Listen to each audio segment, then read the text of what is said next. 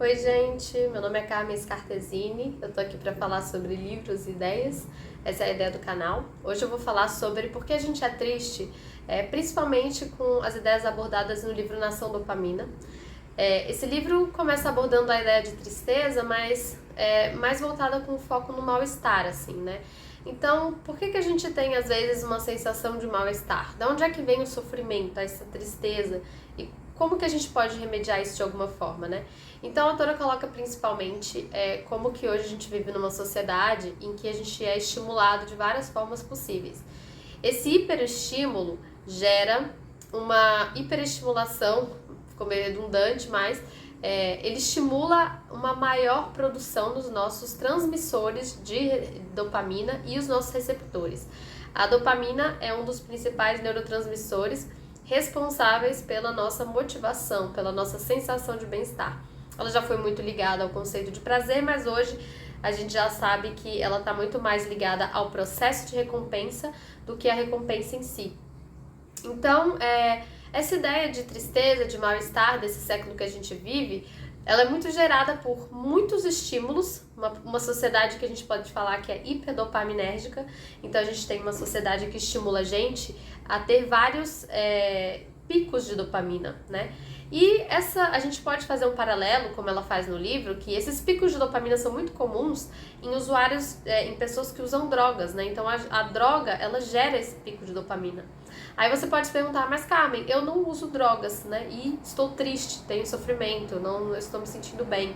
Mas as drogas que ela fala, e esses picos de dopamina, eles têm não só apenas em drogas que você ingere, como álcool, ou algum outro tipo de droga, cocaína, heroína, bala, sei lá, qualquer coisa, né? A gente pode ter hábitos e comportamentos adictos em, por exemplo, pornografia, sexo, né? Então, redes sociais, livros até.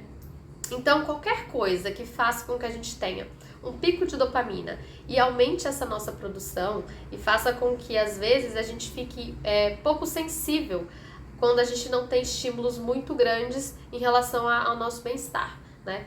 O que a autora aborda no livro principalmente que o nosso corpo ele está sempre buscando a homeostase, né? O equilíbrio. Então o que acontece? Quando a gente tem um pico muito alto de dopamina por alguma situação que a gente gerou, consumiu, fez, etc., a gente tem ali uma queda na balança do nosso sofrimento e prazer. Então ela explica isso com algumas ilustrações ao longo do livro para você entender mais ou menos de modo didático como que essa regulação de dopamina funciona, mas basicamente você acaba ficando insensível com altos neurotransmissores e neuroreceptores de dopamina a uma situação normal. Então você acha que o tédio é uma situação que te traz profunda angústia. Se você está sentada com você mesmo na sala, você precisa procurar alguma coisa para fazer. Por quê? Porque você não está liberando dopamina, você está insensível a pouca dopamina. Então, no livro, ela faz essa abordagem. Ela é uma psiquiatra, então ela mostra vários casos de vício em pornografia, vício em sexo, álcool, maconha, que ela tem no livro dela, como ela tratou esses processos e como as pessoas foram melhorando desses vícios, né? Então, o vício e o hábito, eles estão ali na mesma circuitaria cerebral, né? Então, basicamente, a gente reformulando nossos hábitos, a gente conseguiria encontrar uma felicidade, um bem-estar ao longo prazo e não só a curto prazo, né? Então, eu acho interessante que eu tô querendo trazer aqui. A ideia do livro é uma ideia voltada para a neurociência, mas também tem uma pegada de psicologia, né? Quem faz isso também de uma maneira muito legal é o Andrew Huberman, que é um professor PhD de Stanford, eu gosto muito dele. Aqui no Brasil eu gosto muito do Wesley também, ele é um cara muito legal, que tem o curso Reservatório de Dopamina, que também mostra alguns hábitos que você pode fazer para você ter uma vida mais saudável, mais gostosa de viver, regulando a sua dopamina, né? Então, de uma forma ou de outra, a gente tem que entender que tudo a gente consegue consertar, né? Por quê? Porque o nosso cérebro é neuroplástico, então tem como a gente passar de uma sensação, de um estado para outro, que não é adicto, por exemplo, ou de uma vida em que a gente não tem bem-estar para uma vida que a gente tem bem-estar, né? Então, claro que isso vai demandar mais ou menos esforço, até dependendo da idade que você tem, porque parece que a partir dos 25 anos é mais difícil você mudar e alterar essa circuitaria, mas enfim. Além de tudo isso, né, você tem várias coisas que você precisa fazer, então vamos aqui, tá, Carmen, então tá. como é que eu faço para me sentir melhor então, né? O que está dizendo o livro, quais são, o que a neurociência está colocando luz sobre essa questão agora, né? Então, principalmente, no livro ela coloca jejum de dopamina, e você também precisa ter autocomprometimento, né? Então a gente fala em autocomprometimento físico, você precisa eliminar aquilo que você tem um vício, seja sexo, seja drogas, seja o que for, rede social, algumas coisas não tem como eliminar, né? Então, mas o que você pode eliminar completamente, álcool, etc., você deveria fazer um corte, fazer um jejum, para que o seu cérebro se reequilibre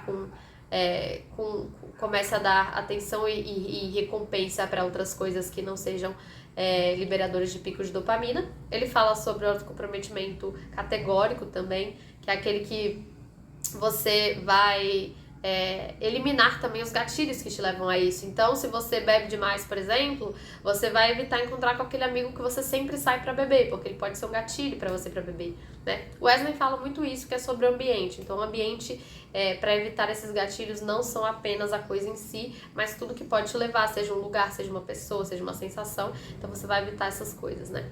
E ela também coloca uma questão muito interessante, que é a busca pelo sofrimento. Ela coloca, né?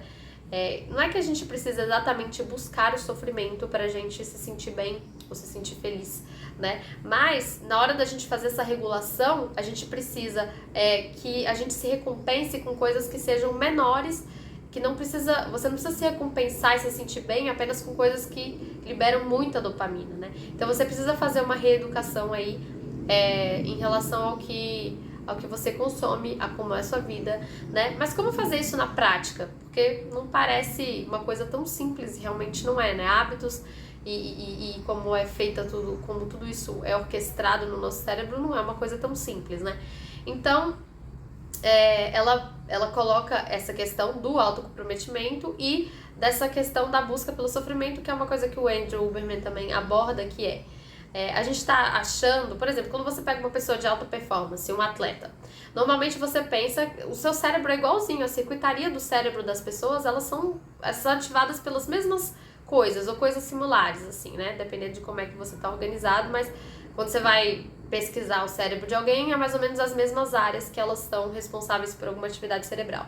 Então, o que muda entre você e, às vezes, um atleta, uma pessoa de alta performance? O Andrew, ele coloca que nessa busca pelo prazer que a autora coloca, é esse lugar de você conseguir fazer coisas que não te dão prazer de curto prazo, mas que gerem um pouco de estresse, gerem um pouco de sacrifício e você consiga superar isso. Isso seria uma coisa que iria te ajudar no processo. Então, ninguém nasce no flow, super orgânico, fazer esporte pra mim e acordar cedo, comer muito bem, é tudo muito bom. Todo mundo gerou um estresse e tá fazendo sacrifícios para chegar ali onde eles querem chegar, e isso tá sustentando o estilo de vida da pessoa, né? Então, a gente precisaria se colocar nesse lugar, né? Outra coisa que ele fala, ele dá outras coisas interessantes, né? Nossos pensamentos são autônomos, então quando vem pensamentos ruins na sua mente, você normalmente, não quer pensar sobre isso, ou quer renegar isso. Ele fala que isso é muito difícil. Então, a melhor forma de fazer é você introduzir novos pensamentos e não ficar evitando. Então, eu acho que o que alinha muito bem ao que todo mundo aqui que eu tô falando, todos esses autores que eu tô falando, falam, é você aprender a recompensar o processo, né? Então, você não vai recompensar, você não vai ser recompensado mais por coisas, às vezes, externas, né? Isso é muito importante, porque eles fizeram um estudo, por exemplo, com umas crianças, né? Esse é um que o Andrew Huberman comenta na entrevista dele com o Rich Roll, sobre crianças que elas amavam desenhar.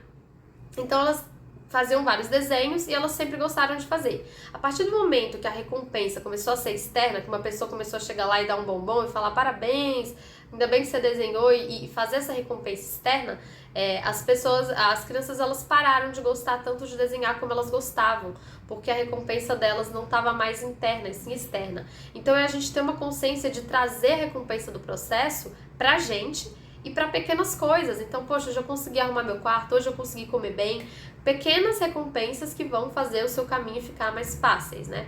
Então, além disso, tem todas as técnicas de higiene do sono, que são, a neurociência já provou o quanto que isso é importante.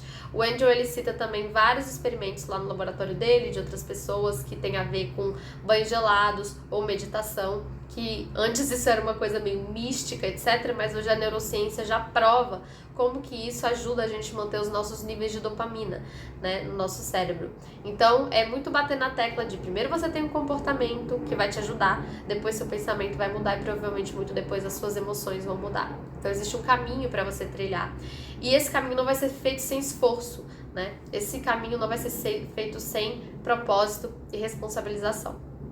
Eu vou trazer aqui por último, então, a ideia do Jordan Peterson, que ele vai muito nessa linha de que a vida, ela não é uma maravilha, ela não é para ser feliz o tempo todo. E se você esperar isso da vida, você vai ficar extremamente frustrado. Se sua recompensa for grandes recompensas ou que a vida seja muito feliz, isso vai te frustrar extremamente, porque a vida é feita de dor, a vida é feita de doença, pessoas morrem, coisas ruins acontecem, às vezes por meses, às vezes por anos. Pessoas são escravas, pessoas são em situações de abuso, no relacionamento, durante...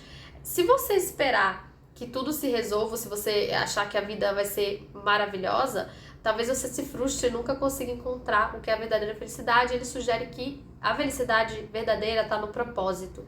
E esse propósito só consegue se dar na sua vida com você sendo autêntico. E essa autenticidade não pode se dar sem responsabilização.